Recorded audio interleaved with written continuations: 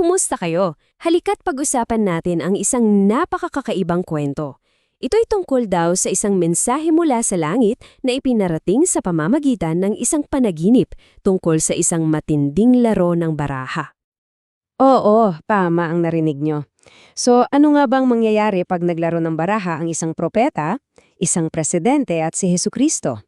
Ating himayin itong medyo kakatwa pero talagang nakakaintrigang pangitian na ibinahagi ng isang Pilipinong nangangalang Narciso Olalo. Okay, so paano ba nagsimula ang lahat ng ito? Nagsimula ang kwento sa isang panaginip kung saan si Olalo, bigla na lang daw siyang nasa isang lamesa, naglalaro ng pusoy. At ang mga kalaro niya, dalawang sikat na personalidad. At tingnan niyo to ha, ito raw yung mga kasama niya sa mesa. Si Olalo mismo, tapos sa kaliwa niya si Presidente Rodrigo Duterte. Sa kanan naman niya si Hesukristo. At may isa pang lalaki sa tapat niya na hindi niya kilala. At take note, ayon kay Olalo, yung pwesto nila, may ibig sabihin yan, na si Jesus daw sa kanan niya, parang siya yung gabay niya. Pero teka, bakit naman siya mananaginip ng ganito, di ba? Ano yung pinanggagaling nito? Well, ayon kay Olalo, ito raw ay direktang sagot ng langit sa isang kontrobersya na nangyayari dito sa totoong buhay. At ito raw yon, yung pahayag na ang hindi magpa-vaccine hulihin at ikulong na sinabi raw ni dating Pangulong Duterte. Itong statement na to na tinalakay din ni Olalo sa publiko, ang sinasabi niyang parang trigger, yung naging dahilan ng banal na mensaheng natanggap niya. Kasi para sa kanya yung sinabing yon, hindi makatarungan, hindi raw makatao. Labag daw sa karapatan ng tao na pumili para sa sarili nila. So para kay Olalo, parang sumusobra na yung kapangyarihan. At dito na nagsimula yung pinakatunggalian sa panaginip. Ang laban ng kapangyarihan ng tao, laban sa kapangyarihan daw ng Diyos.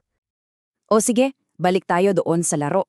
Tingnan natin kung paano naganap itong tunggalian sa pamamagitan ng mga baraha at magsimula tayo sa hawak ng Pangulo. Grabe yung baraha ni Presidente Duterte. Isipin nyo, hawak niya 3 alas, 3 king at 3 queen. Full house. Tapos ang bilis niya raw inayos yung baraha niya at sabay sabi ng tumatawa, 10 ako sa'yo, Narciso. Talagang ang lakas ng dating, di ba? Para kay Olalo, yan yung simbolo ng kapangyarihan niya bilang presidente, yung impluwensya niya dito sa lupa. So, para mas malinaw, yung full house dito, hindi lang yan basta baraha. Metapora yan, di ba? Sumisimbolo yan sa kapangyarihan dito sa mundo, sa mataas na posisyon at sa kakayahang magsalita at pumuna kahit pa yung simbahan, dahil nasa pwesto ka ng otoridad. Siyempre, nung nakita ni Olalo yung ganun kalakas na baraha, anong naramdaman niya? Pakiramdam niya, talo na siya. Kasi yung mga baraha na hawak niya, parang wala lang, parang talunan na. Pero dito na nagbago ang lahat. Sa gitna ng pakiramdam na yon, may bumulong daw sa kanya. Si Hesukristo.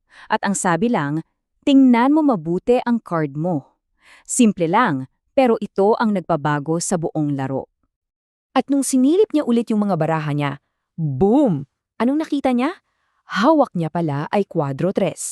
4 na 3. At sa laro daw na ito, yun ang tinatawag na espesyal na baraha.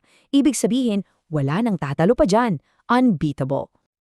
Anong nangyari sa kumpiyansa ng Pangulo? Biglang nawala. Nung nakita niya yung kwadro 3, ang nasabi na lang daw niya, patay tayo dyan. Yung makapangyarihang niyang full house natalo ng isang hindi inaasahang espesyal na kamay.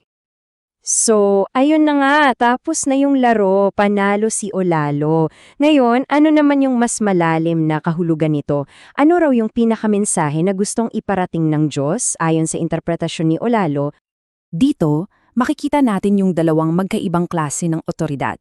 Sa isang banda, yung kay Duterte, makalupa, galing sa posisyon at pumupuna.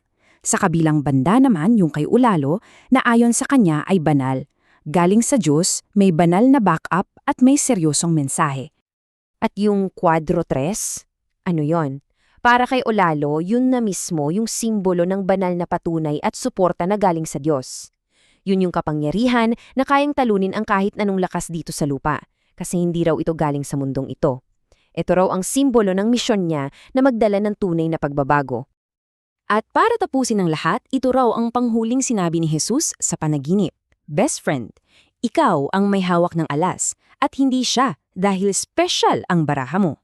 Isang napakalakas na pahayag na nagsasabing si Olalo raw ang may hawak ng tunay na alas, ng tunay na kapangyarihan. So yan, nailatag natin ang buong kwento at interpretasyon mula sa pananaw ng isang tao na naniniwalang nakatanggap siya ng banal na mensahe. Ang tanong na iniiwan nito para sa ating lahat ay ito: kapag nagbanggaan na ang pananampalataya at politika, sino nga ba ang may karapatan magsabi kung ano ang tamang nahulugan ng isang mensahe?